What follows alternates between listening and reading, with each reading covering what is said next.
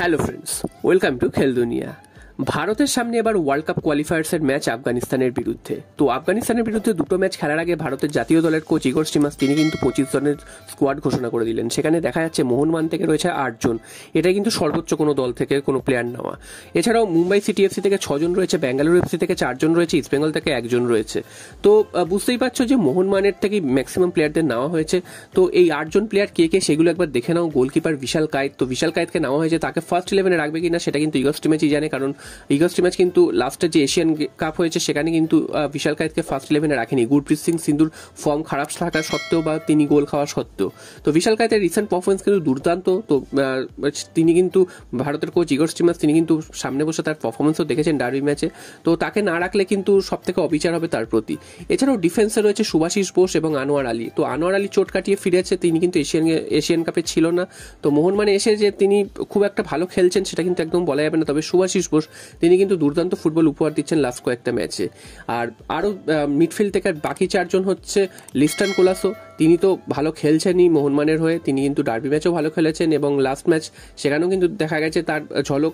এছাড়াও রয়েছে দীপক টাংরি তো লাস্ট ম্যাচে গোলও করলেন।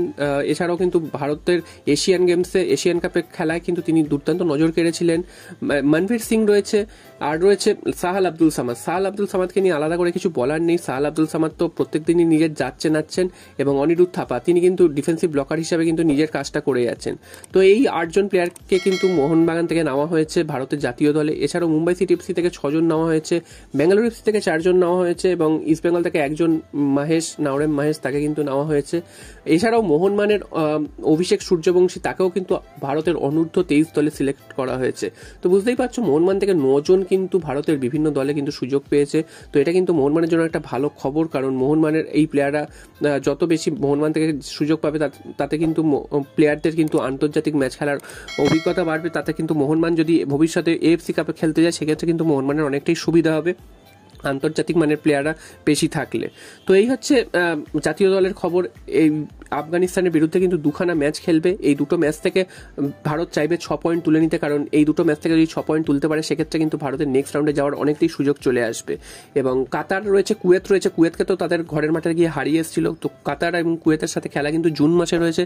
তবে তার আগে আফগানিস্তানের বিরুদ্ধে এই দুটো ম্যাচ কিন্তু ভারতের জন্য খুবই গুরুত্বপূর্ণ এবং যদি এই ম্যাচ থেকে 6 পয়েন্ট পেতে পারে তাহলে কিন্তু ভারত কিন্তু নেক্সট রাউন্ডের অর্থাৎ থার্ড রাউন্ডের দরজা অনেকটাই খুলে ফেলতে পারবে। এরপর চলে আসি মোহনবাগানের আরেকটা খবরে, সেটা হচ্ছে মোহনবাগান আজকের আরএফটিএল এ নেমেছিল, অর্থাৎ মোহনবাগানের জুনিয়র দল তারা কিন্তু আরএফটিএল এ নেমেছিল। আরএফটিএল এর ম্যাচে সেখানে কিন্তু উড়িষ্যা এফসিকে 7 গোলের মালা পরিয়েছে মোহনবাগান এবং ডার্বির আগে এটা তাদের কিন্তু আত্মবিশ্বাস যোগাবে। তো আরএফটিএল এরও ডার্বি রয়েছে সামনে ইস্ট বেঙ্গলের বিরুদ্ধে। তো তার আগে এই 7 গোলের পারফরমেন্সটা কিন্তু মোহনবাগানের জন্য খুবই স্বস্তিদায়ক, কারণ আগের ম্যাচটা কিন্তু তারা হেরে গেছিল জামশেদপুরের কাছে। তো সেদিক থেকে দেখতে গেলে জয় ফিরল মোহনবাগানের জুনিয়র দল এবং দেখা যাক ডার্বি ম্যাচে তারা কেমন রেজাল্ট করে।